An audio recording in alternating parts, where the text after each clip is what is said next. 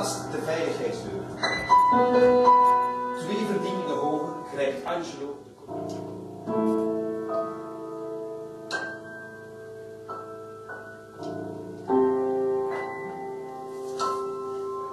Meneer Lohmeijer! Meneer Lohmeijer! Hé, Lohmeijer! Lohmeijer, weg. Khalil probeert de veiligheidsdeur te forceren.